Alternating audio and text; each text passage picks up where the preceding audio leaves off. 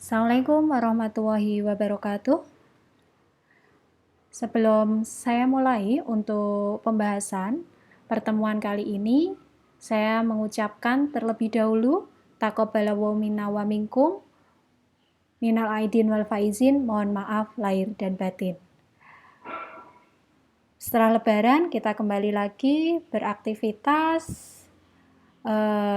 tentunya pembelajaran mata kuliah akuntansi pengantar 2 juga sudah kita mulai. Pembahasan kali ini yaitu membahas mengenai kewajiban jangka pendek. Ya, sebenarnya kewajiban itu terbagi jadi 2, kewajiban jangka panjang dan kewajiban jangka pendek. Nah, tapi untuk minggu ini kita belajar kewajiban jangka pendek terlebih dahulu, baru minggu depan kita lanjutkan untuk kewajiban jangka panjang.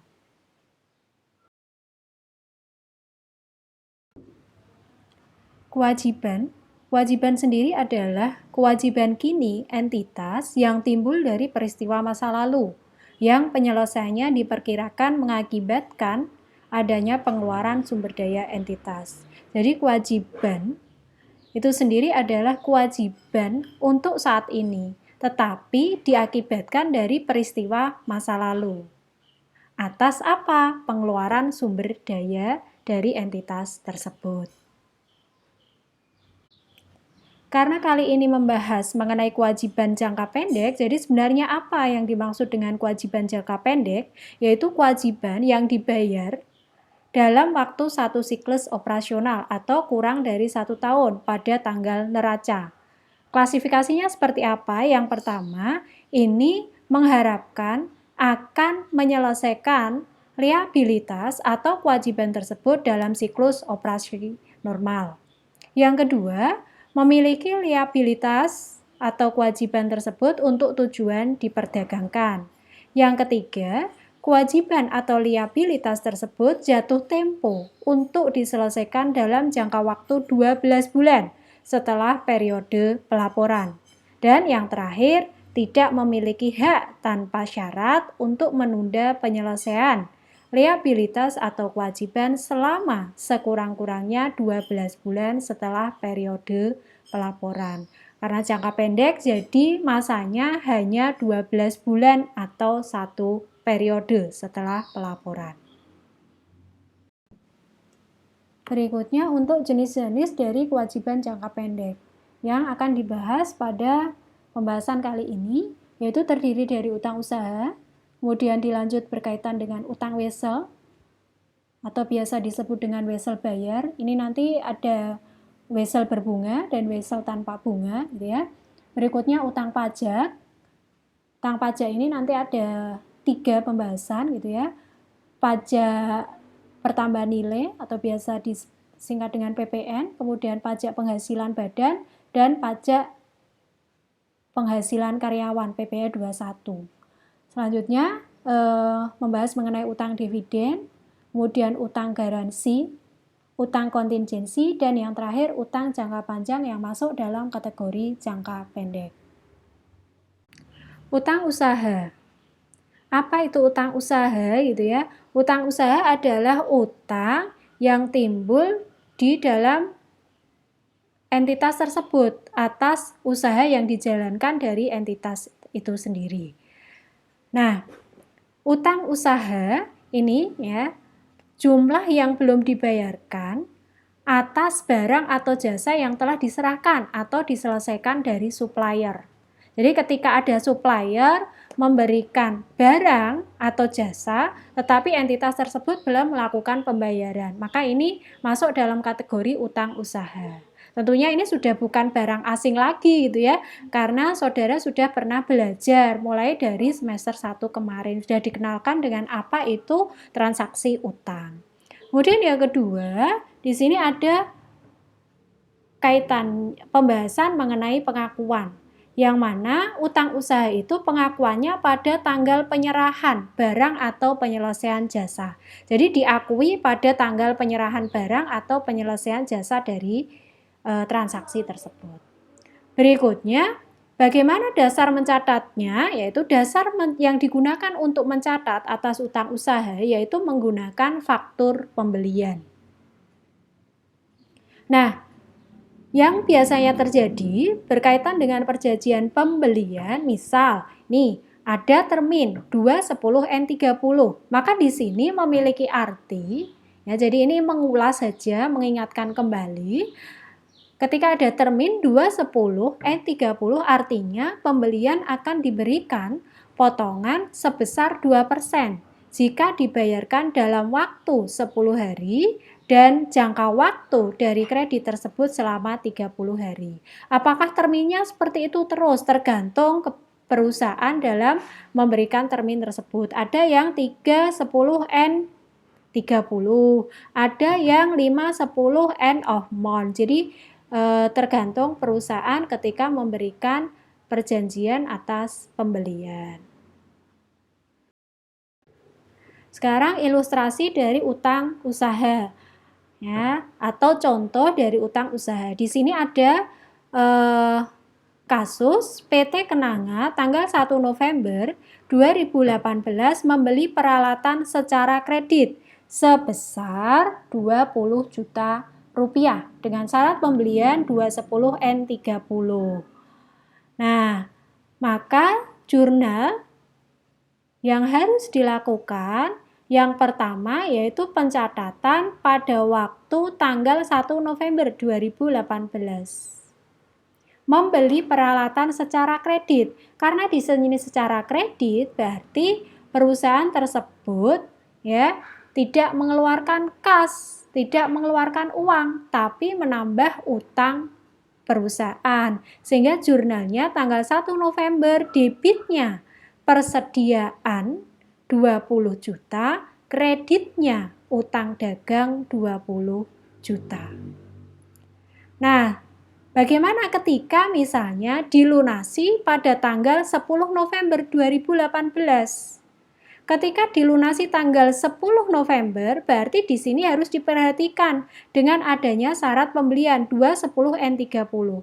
Ketika dilunasi tanggal 10, itu sudah kelewat 10 hari belum? Kalau belum, maka perusahaan akan menikmati adanya potongan pembelian.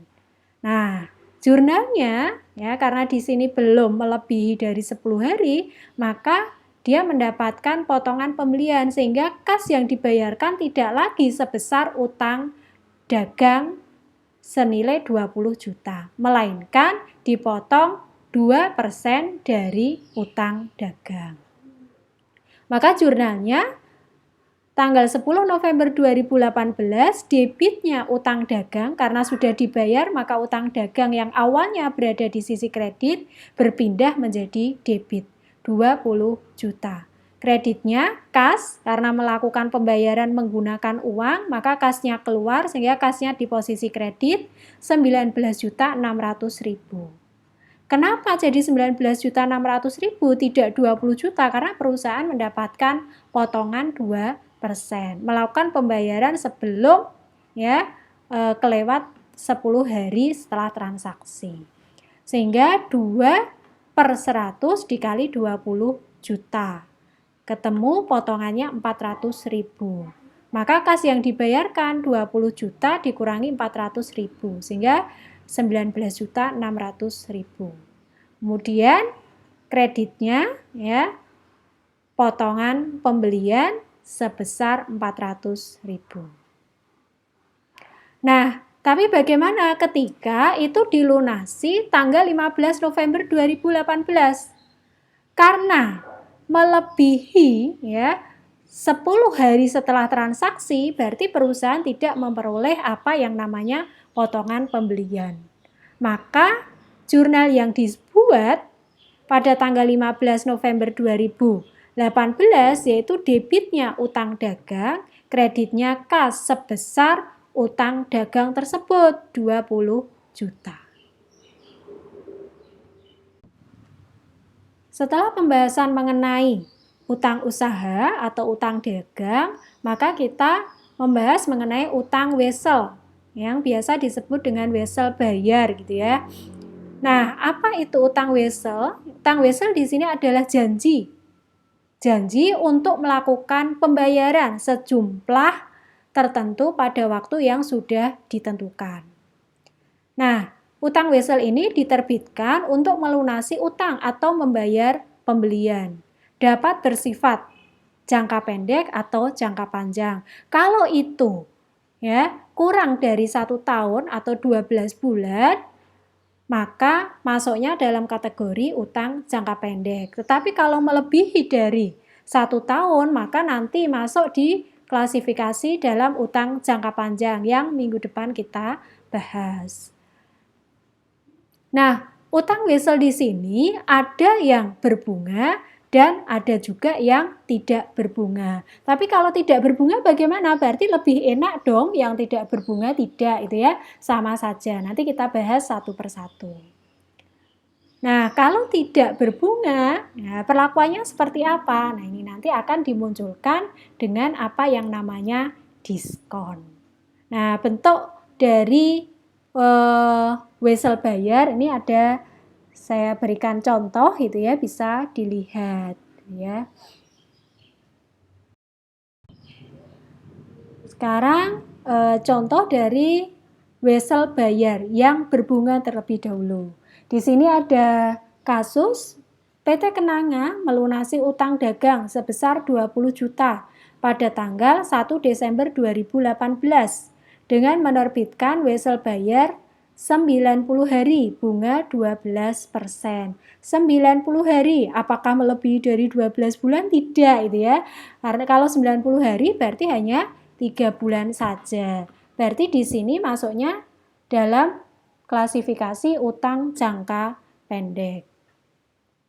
Nah, maka jurnal yang harus disusun yang pertama pada tanggal 1 Desember 2018. Menerbitkan wesel bayar, maka jurnalnya debitnya utang dagang, kreditnya wesel bayar sebesar 20 juta. Jadi melunasi utang dagang tapi menggunakan wesel bayar, sama saja. Debitnya utang dagang, kreditnya utang wesel sebesar 20 juta. Nah, jadi boleh disusun dengan utang wesel atau wesel bayar, sama saja ya. Nah, selanjutnya tanggal 31 Desember 2018, akhir periode. Nah, di akhir periode berarti di sini ada bunga selama berapa hari? 30 hari.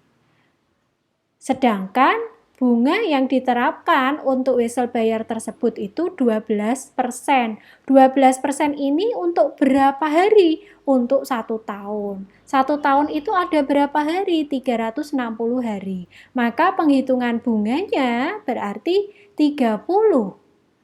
Karena 1 Desember sampai tanggal 31 Desember 2018 itu ada waktu selama 30 hari. Maka 30 dibagi 360 hari dikali bunganya berapa? 12%. Dikali nominalnya 20 juta.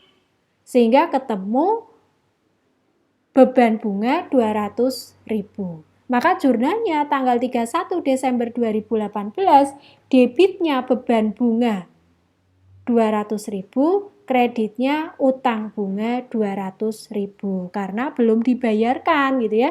Dibayarkannya kapan? Nanti pada waktu pelunasan. Nah, sekarang pada waktu pelunasan.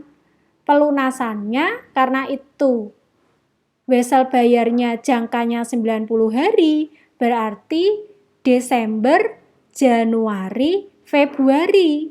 Nah, maka dilunasi tanggal 1 Maret 2019. Nah, pada waktu melakukan pelunasan tanggal 1 Maret 2019, jurnalnya berarti debitnya wesel bayar senilai dari wesel bayar tersebut 20 juta. Kemudian utang bunga pada waktu bulan Desember karena sudah dilakukan pencatatan sebesar 200.000 ya. Selanjutnya beban bunga bulan Januari dan Februari.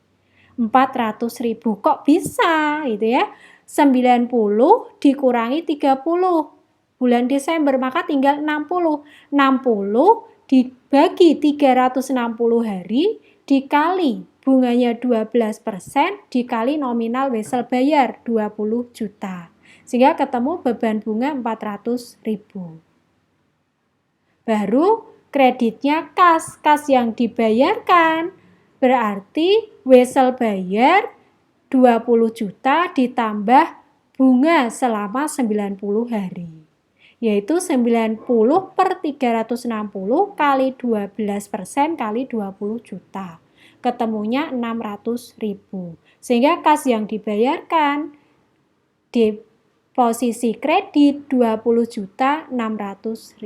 Maka saya ulangi, jurnal pada waktu pelunasan 1 Maret 2019, debitnya wesel bayar 20 juta, utang bunga 200.000, beban bunga 400.000. Kreditnya kas 20.600.000. Selanjutnya membahas mengenai ilustrasi dari wesel bayar tapi tanpa bunga gitu ya. Nah, ini contohnya pada tanggal 1 Oktober 2015, PT Segar yang merupakan perusahaan dagang memasok buah-buahan ke supermarket. Dalam rangka operasionalnya, perusahaan menerbitkan utang wesel tanpa bunga sebesar 22 juta dengan jangka waktu 4 bulan ke karya bank. Bank mengurangi dengan diskonto 2 juta. Maka di sini pada waktu tanggal 1 Oktober 2015 debitnya kas 20 juta, diskonto utang wesel 2 juta. Kreditnya utang wesel 22 juta.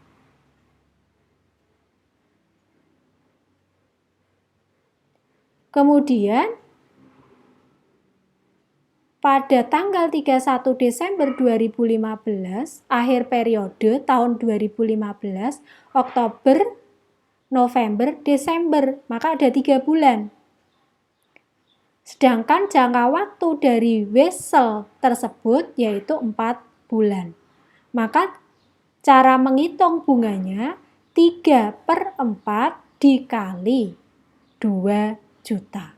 Karena ada diskonto sebesar 2 juta. Sehingga beban bunga wesel ketemunya 1.500.000.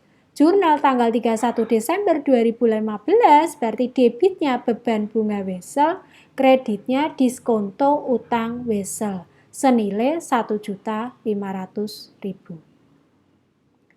Nah, pada waktu melakukan pelunasan ya 4 bulan setelah tanggal 1 Oktober 2015, maka jatuhnya yaitu tanggal 1 Februari 2016. Jadi saya ulangi, bulan Oktober tanggal 1, kemudian November, Desember, Januari. Januari tanggal 31 itu berarti sudah 4 bulan. Jatuh temponya berarti tanggal 1 Februari 2016. Pada waktu pelunasan 1 Februari 2016, maka jurnalnya yang pertama yaitu melakukan pencatatan atas beban bunga wesel selama 1 bulan. Yaitu 1/4 kali 2 juta, maka ketemu 500.000.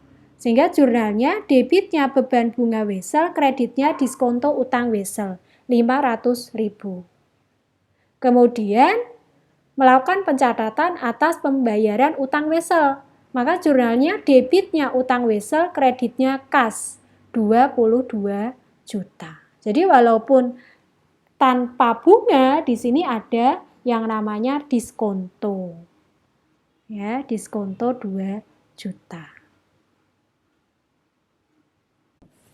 Ya, di Indonesia memang semua badan atau perorangan yang termasuk dalam kategori wajib pajak ya itu memiliki kewajiban untuk melakukan pembayaran pajak setiap tahunnya. Nah, maka di akhir tahun di sini perusahaan atau perorangan ya yang kena pajak atau wajib pajak itu harus menghitung, menyetor dan melaporkan kegiatan operasionalnya secara periodik atau di setiap akhir tahun, guna mengetahui berapa besar kewajibannya terhadap pajak penghasilan, baik itu badan maupun penghasilan karyawan. Nah, di sini nanti kita membahas satu persatu, mulai dari pajak pertambahan nilai atau PPN, pajak penghasilan badan atau PPh badan, dan pajak penghasilan karyawan atau PPh 21. Yang pertama, ilustrasi untuk pajak pertambahan nilai atau biasa disebut dengan PPN. Sebenarnya semuanya sudah pernah menikmati ya, melakukan pembayaran PPN ketika beli makanan ya, atau ketika belanja.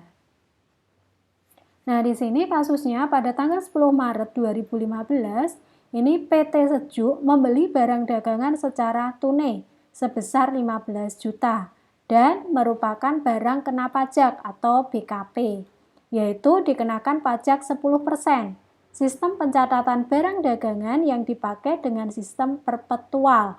Maka perusahaan ketika membeli tanggal 10 Maret, jurnalnya 10 Maret 2015, debitnya persediaan barang dagang 15 juta, PPN masukan 10% dari 15 juta, 1.500.000 debit, kreditnya kas. Kas yang dikeluarkan berarti barang senilai 15 juta ditambah dengan PPN 10%, maka menjadi 16.500.000.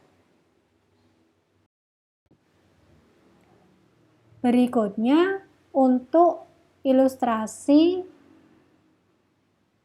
pajak pertambahan nilai tapi pada waktu melakukan penjualan. Nah, ini jadi masih kelanjutannya gitu ya. Pada tanggal 25 Maret 2015, PT Sejuk menjual seluruh barang dagangan secara kredit. Jadi yang dibeli tanggal 10 Maret tadi dijual semuanya di tanggal 25 secara kredit dengan harga 20 juta. Dan barang tersebut merupakan barang kena pajak dengan tarif 10%. Maka jurnalnya di tanggal 25 Maret ketika melakukan penjualan secara kredit, debitnya piutang usaha, belinya 15 juta, dijual senilai 20 juta. Maka piutang usahanya 20 juta ditambah dengan tarif 10%. 10% dikali 20 juta, maka ketemu 2 juta. Sehingga piutang usahanya jadinya 22 juta. Debit, kreditnya penjualan barang dagangan 20 juta sama PPN keluaran 2 juta. 10% dikali 20 juta. Itu jurnal pada waktu penjualan 25 Maret 2015. Nah, karena secara perpetual, maka jurnal yang kedua untuk melakukan pencatatan beban pokok penjualan, jurnalnya debitnya beban pokok penjualan, kreditnya persediaan barang dagang. Dibeli dengan harga berapa? 15 juta, tanggal 10 Maret 2015. Nah, berikutnya untuk pembayaran untuk menghitung PPN. Tanggal 31 Maret 2015 perusahaan melakukan penghitungan PPN. Membandingkan antara PPN keluaran dan PPN masukan. PPN keluaran itu pada waktu melakukan penjualan 2 juta, PPN masukan pada waktu melakukan pembelian 1.500.000. Maka di sini ada selisih PPN 2 juta dikurangi 1.500.000, maka selisihnya adalah sebesar 500.000. Sehingga tanggal 31 Maret 2015 pencatatan atas PPN, debitnya PPN keluaran 2 juta, kreditnya PPN masukan 1.500.000, dan selisih dari PPN keluaran dan masukan diakui sebagai utang PPN 500.000. Ini yang nantinya dibayar ke kas negara, utang PPN 500.000.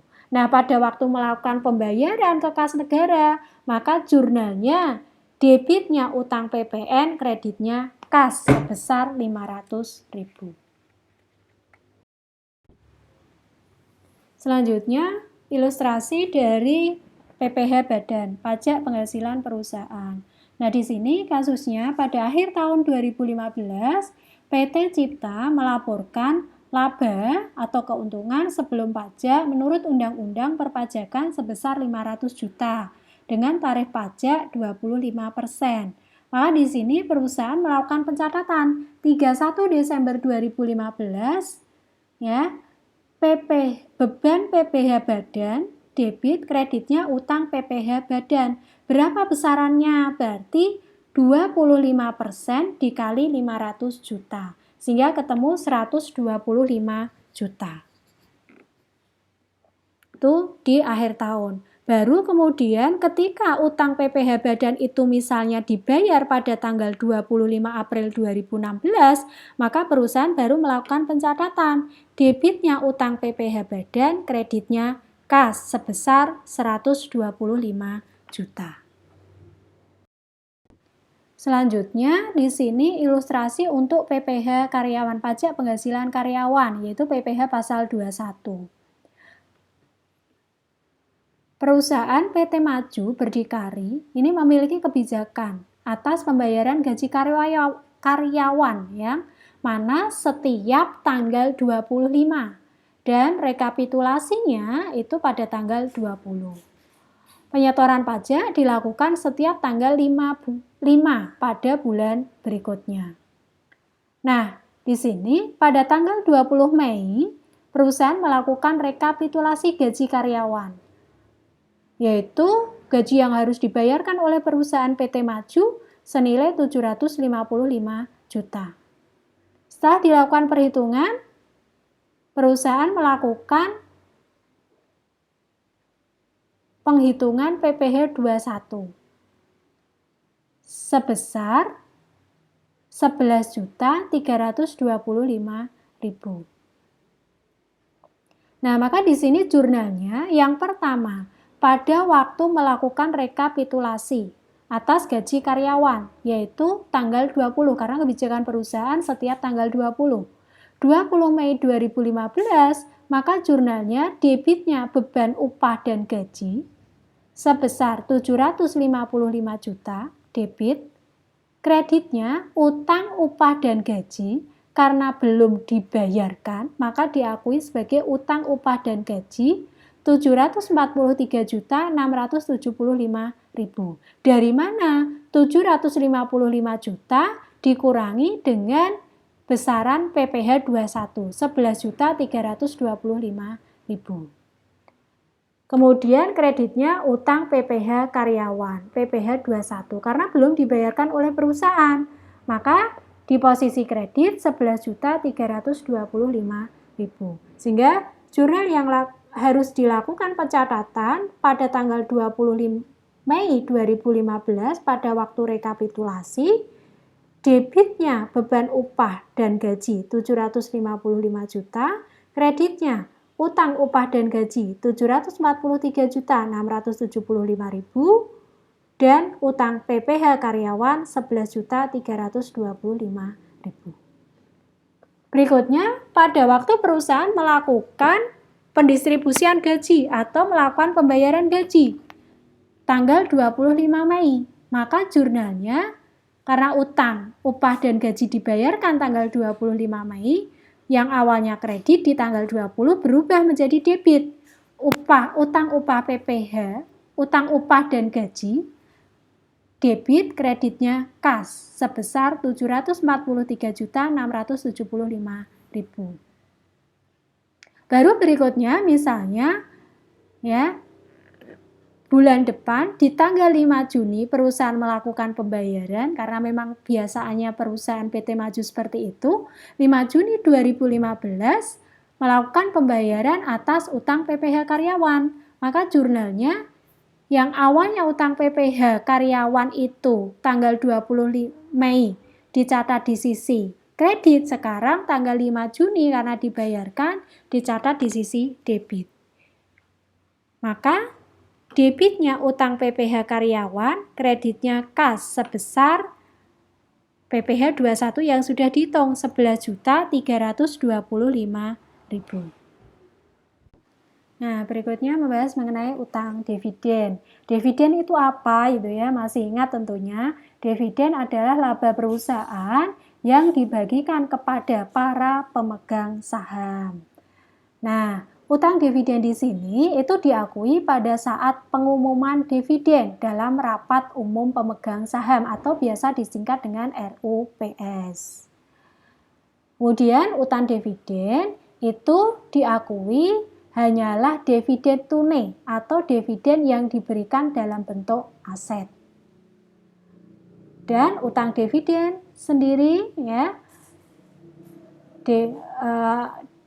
tidak dicatat oleh penerima dan tidak ada pengakuan utang. Jadi dividen saham akan dicatat dengan mereklasifikasikan saldo laba ke modal atau agio saham. Untuk lebih jelasnya, maka di sini saya berikan ilustrasi. Tanggal 25 Desember 2015, PT Karunia berdasarkan RUPS, Rapat Umum Pemegang Saham, mengumumkan adanya pembagian dividen sebesar Rp25 per lembar dan saham yang beredar sebesar Rp1.750.000 lembar, di mana dividen tersebut akan dibayar tanggal 20 Januari 2016. Maka di sini pada waktu perusahaan PT Karunia mengumumkan, ini perusahaan sudah harus mengakui sebagai utang dividen. Maka jurnalnya 25 Desember 2015, debitnya saldo laba, kreditnya utang dividen sebesar Rp43.750.000. Dari mana? Pembagian dividen per lembarnya Rp25 dikali dividen, saham yang beredar sebanyak 1.750.000 lembar. Ya, jadi tinggal dikalikan Rp25 dikali 1.750.000. Maka ketemu Rp43.750.000. Nah, baru kemudian dividen dibayar tanggal 20 Januari 2016. Maka jurnalnya yang awalnya utang dividen tanggal 25 dicatat di sisi kredit berubah menjadi dicatat di sisi debit. Debitnya utang dividen, kreditnya kas sebesar Rp43.750.000. Selanjutnya pembahasan untuk utang garansi. Utang garansi ini muncul karena perusahaan memberikan jaminan garansi kepada pelanggan di masa yang akan datang. Nah, tentunya tahu ya apa itu utang garansi gitu ya. Biasanya ketika saudara melakukan pembelian misalnya kulkas atau lemari es atau mesin cuci gitu ya, atau pendingin ruangan AC. Nah, itu kan biasanya ada keterangan dengan masa garansi berapa tahun. Nah, ini perusahaan itu ketika dia menerapkan adanya garansi, ketentuan garansi pada produknya, itu perusahaan mengakuinya sebagai utang garansi. Sekarang kita masuk ya, biar lebih jelas dari ilustrasi atas utang garansi. Di sini ada ilustrasi selama tahun 2015 nih, PT Cahaya mampu menjual pendingin ruangan sebanyak 2.000 unit dengan rata-rata harga per unitnya Rp3.500.000. Harga tersebut sudah termasuk garansi untuk suku cadang selama 1 tahun. Jadi 3.500.000 itu sudah di dalamnya garansi selama 1 tahun. Berdasarkan pengalaman pada periode sebelumnya, perusahaan mengestimasi bahwa 1% ya, dari produk yang terjual itu yang rusak 1%. Dan beban reparasi yang muncul 200.000 per unit. Jadi berdasarkan estimasi periode sebelumnya, kerusakan yang biasanya timbul dari total penjualan itu adalah 1%-nya. Kalau yang terjual sebanyak 2.000 unit, maka yang akan mengalami kerusakan berarti 1% dari 2.000 unit, yaitu sebanyak 20 unit. Dan reparasi yang muncul per unitnya 200.000. Nah, tahun 2015 menerima tuntutan sebanyak 5 unit yang rusak dan melakukan reparasi dengan beban 875.000. Ketika estimasi sebelumnya itu per unit 200.000, kalau ada 5 unit yang melakukan tuntutan berarti uang yang harus dikeluarkan, uang yang diestimasi untuk dikeluarkan, ya, itu berarti 5 dikali 200.000, jadinya 1 juta. Tapi ternyata hanya kena beban estimasi, beban reparasi sebesar 875.000. Maka di sini pencatatannya, ya, yang pertama pada waktu melakukan penjualan. Selama tahun 2015, berarti mulai dari bulan Januari sampai bulan Desember, yaitu 2.000 unit dikali 3.500.000. Maka penjualan sebanyak 7 miliar. Sehingga jurnalnya debitnya kas, kreditnya penjualan 7 miliar. Nah, beban garansi yang dikeluarkan selama tahun 2015 Januari sampai Desember 2015 karena yang masuk hanya 5 unit dan hanya menghabiskan 875.000, maka jurnalnya debitnya beban garansi, kreditnya persediaan suku cadang sebesar 875.000.